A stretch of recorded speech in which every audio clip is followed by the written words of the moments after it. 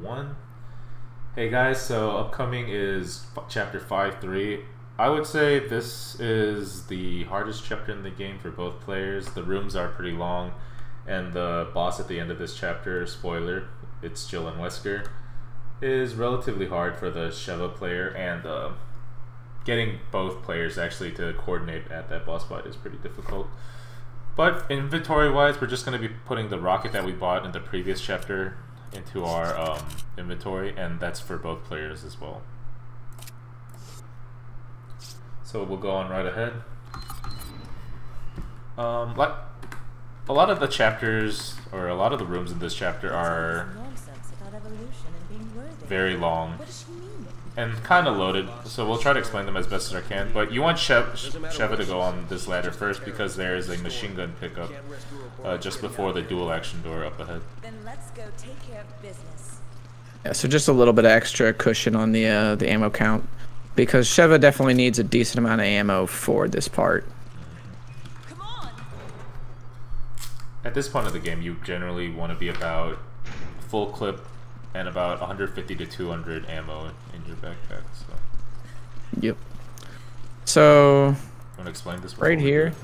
Can we explain it here? Actually. Yeah, we should be able to explain it here. We didn't activate anybody, I don't think. Yeah. So, in this room, as Chris with the handgun and the grenade launcher, you have two jobs, and one of them is a tactical reset. The other is just kind of clearing the way for Sheva to get to a switch that's over at this door here that's on my cursor.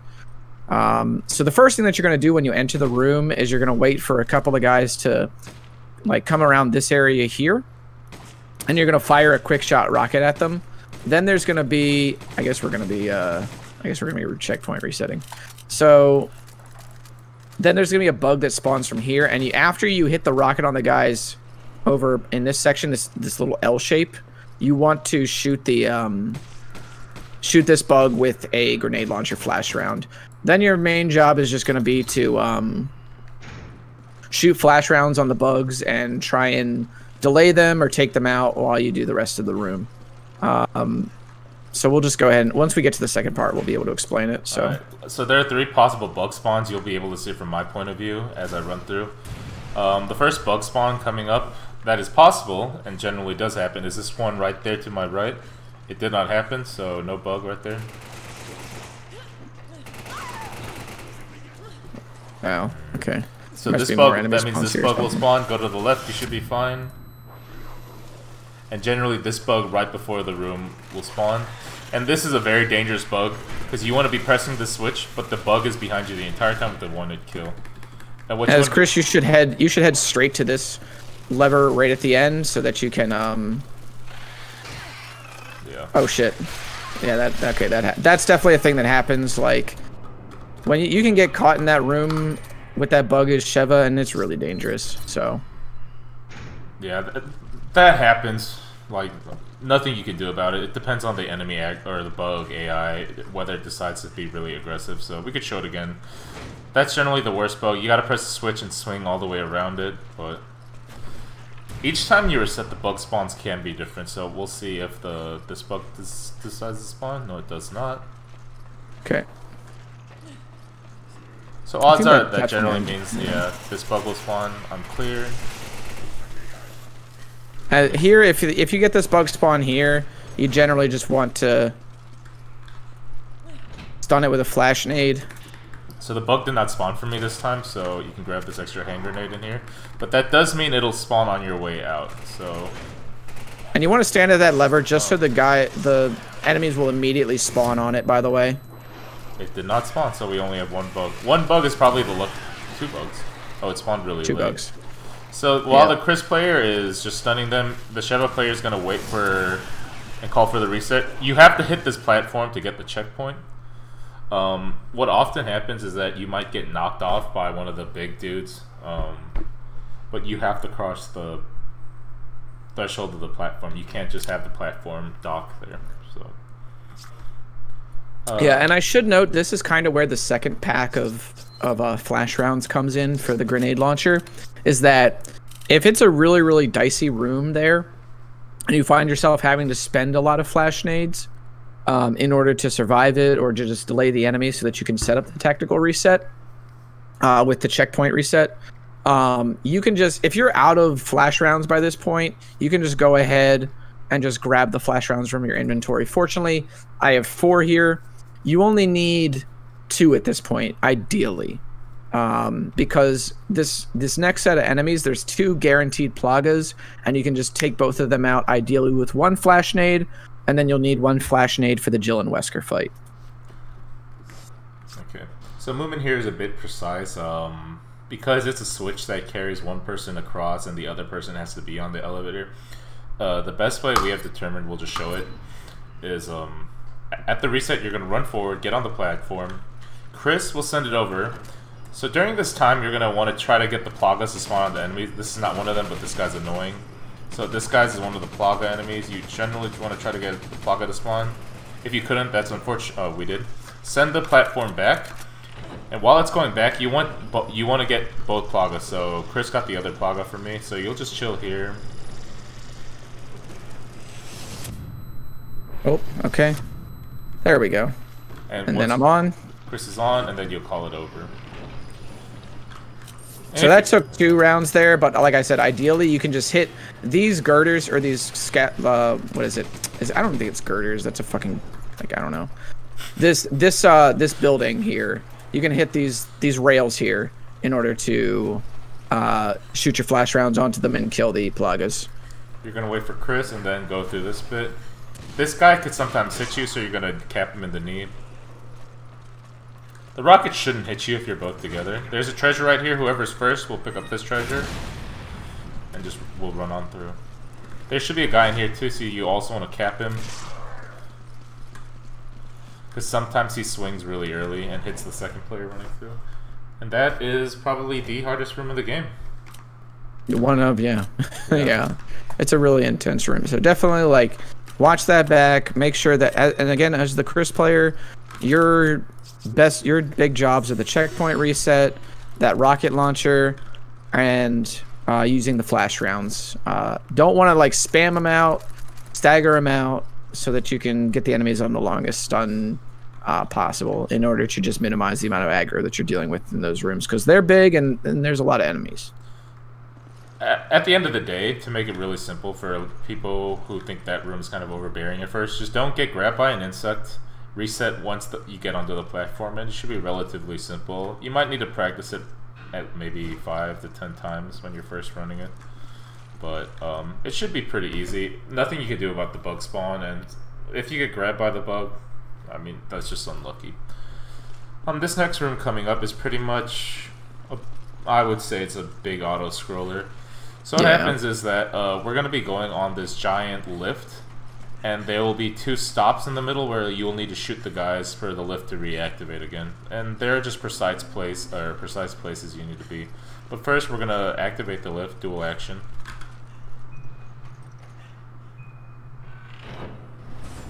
So for a visual cue, you're going to look, we're going to use this main computer right here. So for the first switch, you're going to want to go to this right thing right here, I don't know what it's called, and then go to the first generator, and then just chill out here. You're gonna need to run to the end of the elevator to shoot the switch, but because there are guys just shooting at you, you don't want to be there in the beginning until a couple of rotations. Because if I just stood out here, they would be able to shoot me and I would take unnecessary damage. So you're gonna want to shoot at a 45-degree angle. And as far as Chris positioning goes, or whoever's not shooting these guys down, just stand to the left of the player that's doing all the shooting. Your main job here is to just switch your explosive rounds back into your grenade launcher, because you're going to use them to clear out some enemies at the top of a walkway. So after the first one, you want to be aiming at the 45-degree angle to kill the guys who hop onto the switch. The second switch, you're going to want to hop back to the main computer, go to the left, whatever this is called, and then aim at a 45-degree angle from there. But this switch is going to be a little bit lower, so it should be the next one actually. Right there, yep.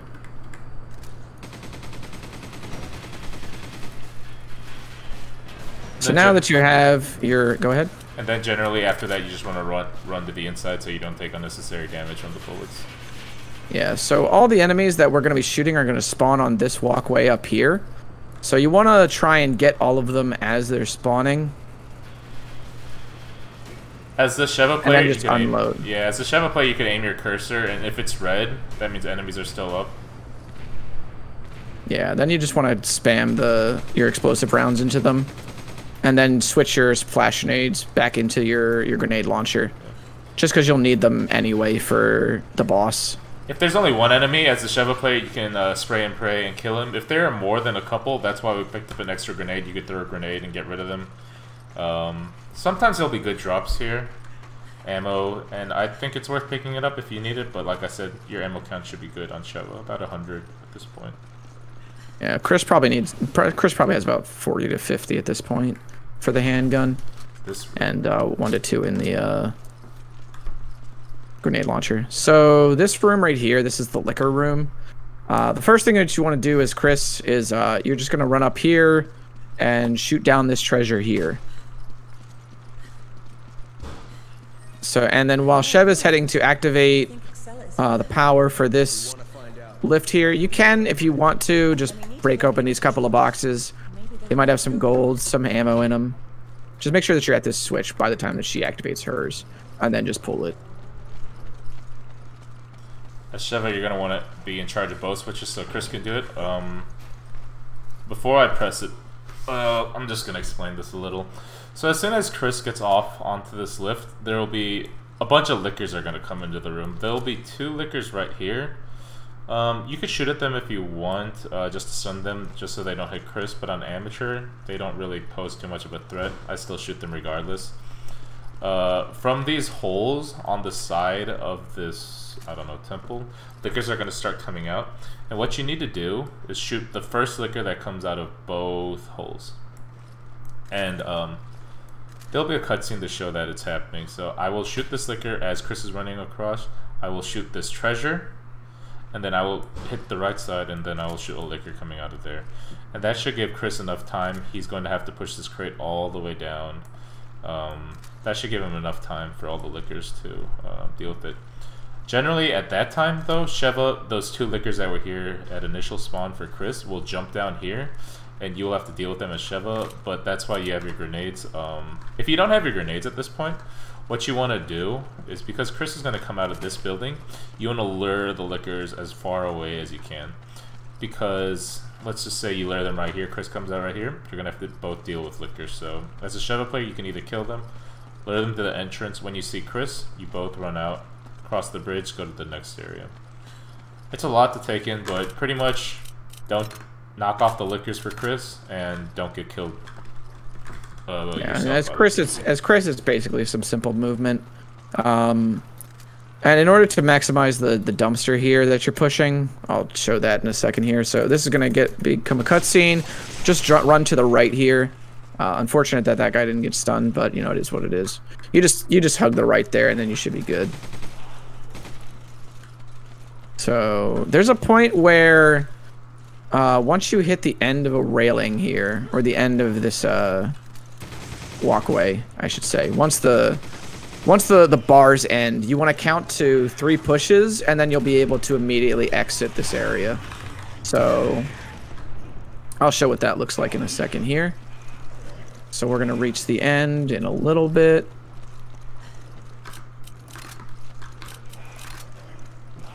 Come on.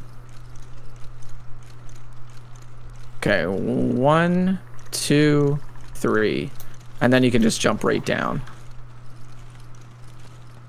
And then you want to run to the right here, pull this switch, skip the cutscene, and then unlock this door, and you want to just let Sheva know that you're coming out, and then you can both run to the next area here across the bridge.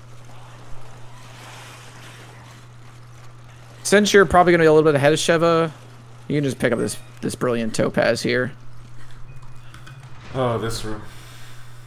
This room right here. So the first thing, as Chris right here, you just want to run to the right in order to activate the door that will prompt Wesker to kick you through it and then follow you. Sheva is going to shoot a rocket at him, and when Wesker catches it, shoot the rocket so that it will force them to the next phase of the fight. If this doesn't happen, if the rocket misses Wesker for whatever reason, just reset the checkpoint and just go over to the door again.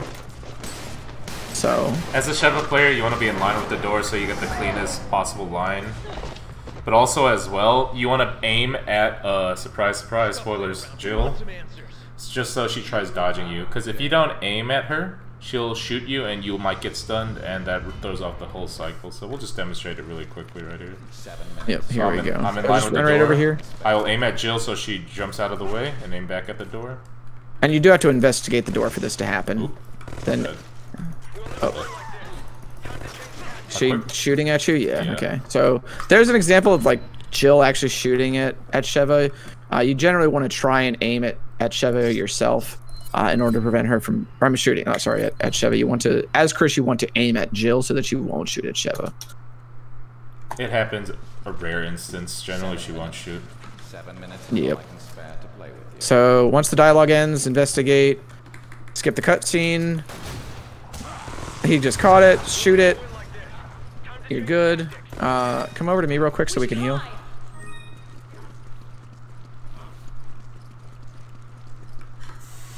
There we go. And then he'll run off. And this is the hardest part of the fight right here. So... You can explain it. I mean... I was just kidding. I'll explain it. So, as... Yeah, I was going to say, I don't know. As Sheva, what you're going to do, because you have the machine gun that has bloom on it, you're going to want to shoot Jill alternating between her knee and the electric piece on her chest 7 times. Or 6 times if you're really in a pickle. But you'll have a longer animation if you only do 6 times. So, I mean...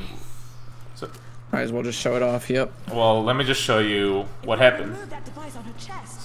So, this movement is bad. Let me just show you how. You shoot her in the knee and you want to shoot her in the chest. But if you don't shoot her in the chest, you'll have an obvious, like, visual cue that, like, oh no, she's got blood coming out. And if you shoot her too many times, guess what? She dies. Yeah, she's dead. Your only job as Chris in this fight is, while Sheva is setting up for the kill, you want to run down to the bottom of the stairway here, and then there's a treasure called the Heart of Africa. It's like a white heart. You just once you go down the stairs, take a right. It'll be right there. You pick that up. If the Sheva player hasn't picked up the green herb that's to the left of it, pick that up too, and just get out your grenade launcher with at least 1 flash round in it. And then after Sheva does the 7 reps of the alternations between the leg and the chest. And they should be counting, or they'll just let you know. They should just let you know. You'll fire a flash round in front of Jill's face, and then restrain her, and that will allow Sheva to immediately pull the chest piece off. All right, I'm gonna demonstrate a little more tech. You're gonna want to hesitate on the stairs as Sheva, because if you don't hesitate, what's gonna happen is Jill won't go to the middle of the room. So, like for example, if I just ran straight down, Jill is going to actually just but she starts firing immediately. So like for the consistent movement, you want to make sure that you small step. Yeah, you small step. After the first shock, there's going to be a miniature cutscene. Don't press escape. Use that cutscene to adjust yourself into a position where you're comfortable with shooting the electric vial or the electric chest piece. I would recommend close to her and to the left, because she turns to the left when she's like in pain. So let me just show it to you really slowly, and then I could hopefully show it off like in full speed. So hesitate there a moment. Go to the left. So cutscene right there. So you're gonna want to adjust to the left right here. 2, 3, 4, 5, 6, 7, or yeah, hold up. Go for it. Sorry, 7 chest hits, not 7. Yeah.